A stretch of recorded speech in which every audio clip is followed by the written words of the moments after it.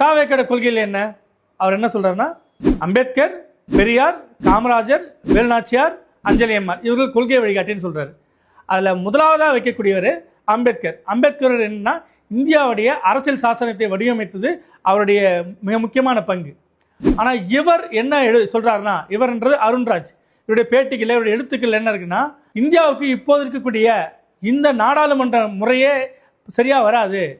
அமெரிக்காவில் இருக்கிறது போல நேரடியாக நம்ம வந்துட்டு ஒரு மாநிலத்துக்கு முதலமைச்சரை தனியாக தேர்வு செய்யணும், எம்எல்ஏக்களை தனியாக செய்யணும். அதாவது கிட்டத்தட்ட ஒரு அதிபராட்சி முறையை நாம் இங்கே கொண்டு வரணுன்றார்.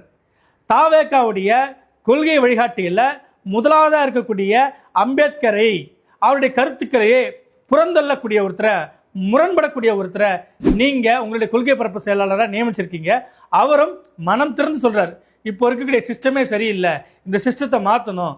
அதாவது இப்போ இருக்கிற தேர்தல் ஜனநாயகம், மக்கள் நேரடியாக வாக்களித்து ஒருத்தர் தங்களுக்கான பிரதிநிதிகளை தேர்ந்தெடுக்கிறாங்க இல்லையா, இந்த முறையிலே அவர் மாற்றம் கொண்டு வரணுன்றார்.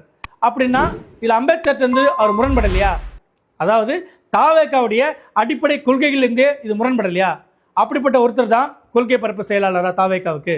அதே போல் நீங்கள் திமுக எடுத்துக்கிட்டாலும் அதிமுக எடுத்துக்கிட்டாலும் பல்வேறு விஷயங்களில் அவங்க முரண்பட்டாலும் சில அடிப்படை விடுமைகளில் ஒன்று போல தான் இருப்பாங்க. அதாவது இருமொழி கொள்கை, அண்ணாவுடைய இருமொழி கொள்கை தான் திமுகவுக்கும் அதிமுகவுக்கும் பேஸ்.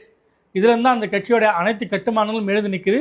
கிட்டத்தட்ட ஒரு 50 ஆண்டு காலமாக திராவிட இயக்கங்கள் தமிழ்நாட்டை ஆள்வது வந்துட்டு இத்தகைய கொள்கைகளால் தான். இதில் அருண்ராஜ் எந்த இடத்துல வேறுபடுறாருன்னா, ஹிந்தி படித்தா என்ன தப்பு, பிறமொழி கற்றுக்கிட்டா என்ன தப்பு, இந்த மாதிரியான மொழி இனம் அப்படின்றதுலாம் வந்துட்டு கிட்டத்தட்ட ஒரு சாதியை பிடிப்பு போல தானே அப்படின்ற மாதிரியான சில கருத்துக்களை அவருடைய பிளாகில் பார்க்க முடியுது, படிக்க முடியுது, எடுத்து தெரிஞ்சிக்க முடியுது. அவரும் அத்தகைய கருத்துக்களை தான் அங்கங்கே சொல்லிட்டு வர்றார். இதை தாவேக்கா என்னவா பார்க்குது?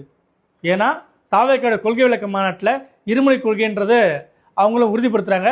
மும்மொழி கொள்கை தேவையில்லைன்றது விஜயோடைய நிலைப்பாடாக இருக்குது. ஆனால் அந்த கட்சியுடைய கொள்கை பரப்பு செயலாளர் இருமொழி கொள்கைன்றதை ஜஸ்ட் லைக் தட் கொண்டு போகிறாரோ, அப்படி அணுகிறாரோ அப்படின்ற ஒரு பார்வை ஏற்பட்டிருக்கு.